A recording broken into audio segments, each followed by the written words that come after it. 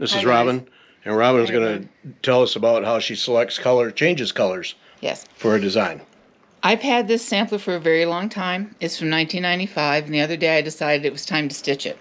It's a mixed technique sampler, which is my favorite thing in the world. And I had her 2 overdyes that she talked about, and they just weren't talking to me. The first one, which was the evergreen, was too blue. I wasn't happy with it. And then my morning mist looked more gray rather than blue. And mauve was, it's okay.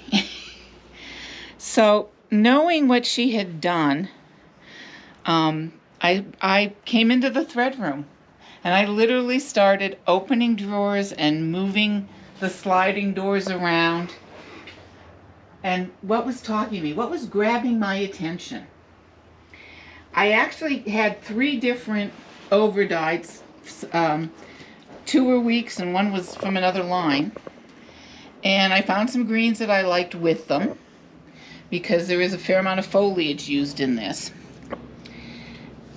And as I kept walking and looking and then thinking about what did I want for the solids, the Bethlehem and the green from the weeks just kept coming back to me. I kept coming back to that.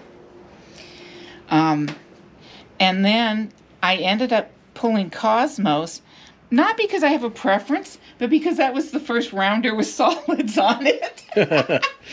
I could have very easily gone to the DMC rack, which is next to it.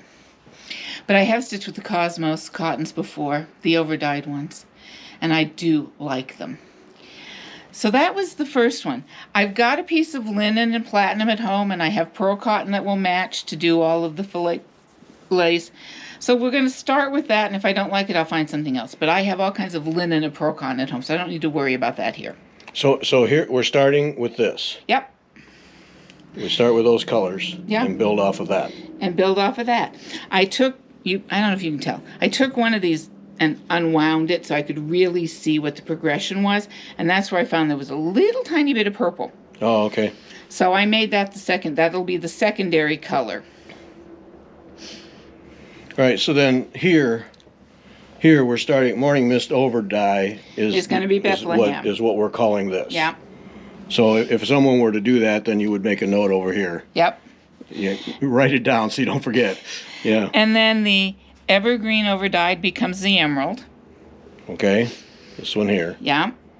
And then instead of these, she used an off-white with 2 mauves. If I need to go to an off-white, I've got that at home. I'm not going to worry about it. Yeah. I'm going to start with the 3 shades of mauve and see if I like it. Okay. And then instead of so there won't be an off-white in Correct. at the moment. Correct. So these 3 will replace off-white, medium mauve, and light mauve. Yeah. Okay. Or some variation thereof. Right. Depending on how they're used in the pattern. Yeah.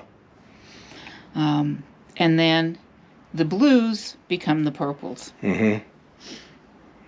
Okay. Oh, yeah, and then this other is just the mauve. And it's whatever color you want to put in that particular motif. Yeah. So then... And I will do this on 32 count linen because that's what I have at home. So then let's go back to the chart here, or the picture on the front. Mm-hmm. So then... So you see the bands here that are florals? Yes. That's where this beautiful green gets used. And the solids. The emerald. Yeah. Okay. And the solids get used in there. Okay. This is for a lot of the lettering. Oh, okay. Yes.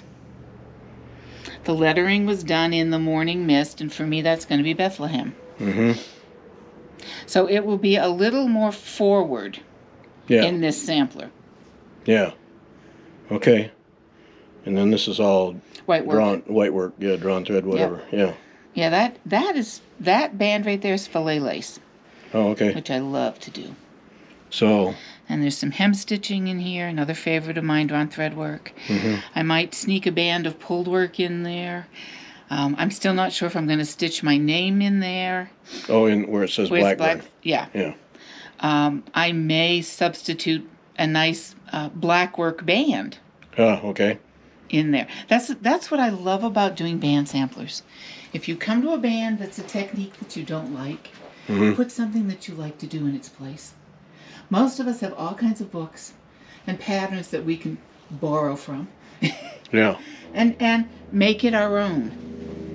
You know, but also by changing the colors, you make it your own. Yep. Okay, so in this case, then, once you start stitching, the only question is whether to go to the off-white. Yeah, well, I put a neutral of some kind, and I would tend to go more with a more beige because of what's in my overdyed. Right off that brightest. Yep. Okay. Yeah. Okay. All right. What's your next one? Now, the green canvas here.